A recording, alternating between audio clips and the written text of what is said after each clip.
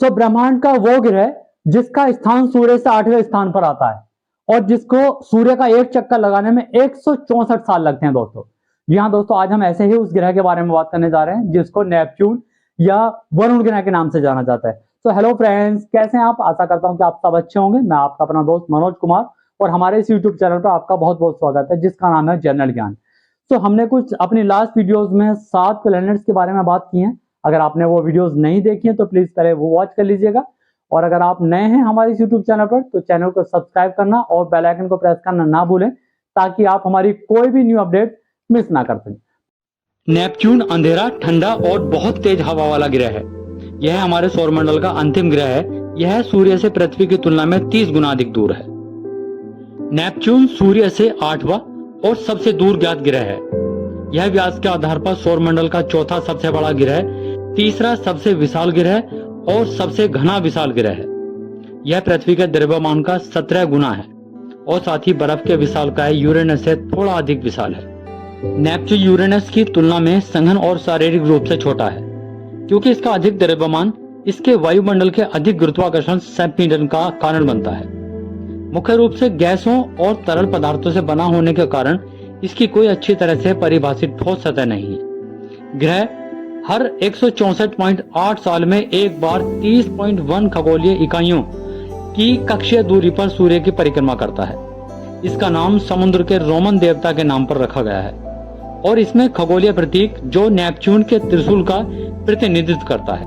Neptune खुली आंखों से दिखाई नहीं देता है और यह सौरमंडल का एकमात्र ग्रह है जिसे प्रारंभ में प्रत्यक्ष अनुभवजन्य अवलोकन द्वारा देखे जाने के बजाय अप्रत्यक्ष अवलोकनों से प्राप्त गणितीय भविष्यवाणी में पाया गया था। यूरेनस की कक्षा में अप्रत्याशित परिवर्तनों ने अलेक्सिस बोवार्ड को यह परिकल्पना करने के लिए प्रेरित किया कि इसकी कक्षा एक अज्ञात ग्रह द्वारा गुरुत्वाकर्षण गड़बड़ी के अधीन थी।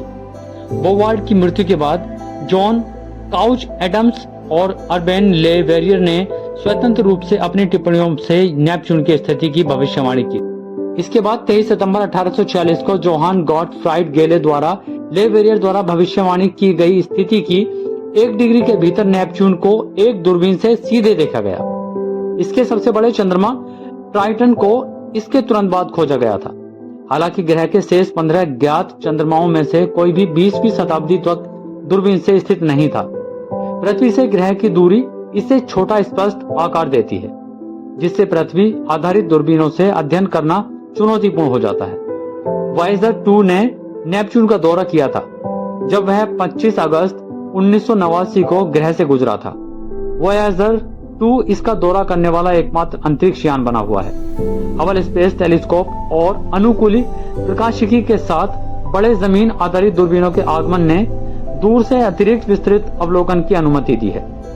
गैस दिग्गजों की तरह नेपच्यून का वातावरण मुख्य रूप से हाइड्रोजन और हीलियम के साथ हाइड्रोकार्बन और संभवतः नाइट्रोजन के निशान से बना है, लेकिन इसमें पानी, अमोनिया और मीथेन जैसी बर्फ का अनुपात अधिक है।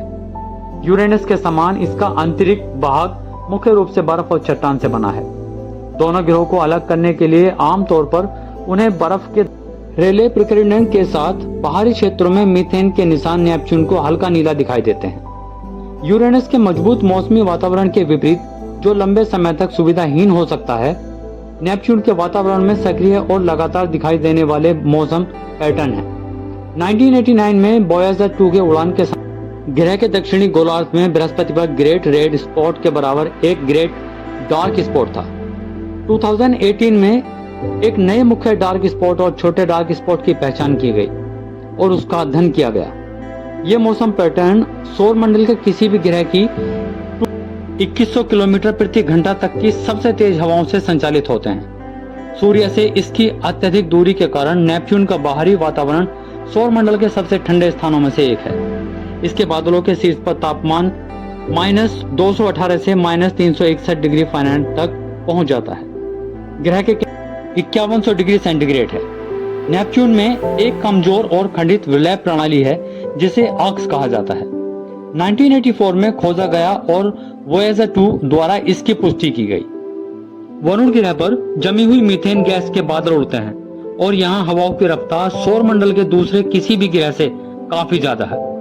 इस ग्रह पर मीथेन की सुपरसोनिक हवाओं को रोकने के लिए कुछ भी नहीं है, इसलिए उनकी रफ्तार 1500 मील प्रति घंटे तक पहुंच सकती है। वरुण के वायुमंडल में संघनित कार्बन होने के कारण वहां हीरे की बारिश भी होती है। अगर इंसान कभी इस ग्रह पर पहुंच भी जाए तो इन हीरो को बटोर नहीं पाएगा, क्योंकि अत्यधिक ठंड के कारण वो वहीं पर जम जाएगा। तो दोस्तों इस वीडियो में यहीं तक। अगर वीडियो आपको अच्छी लगी तो लाइक जरूर करना, और वीडियो को यहाँ तक देखने के लिए आपका बहुत बहुत शुक्रिया।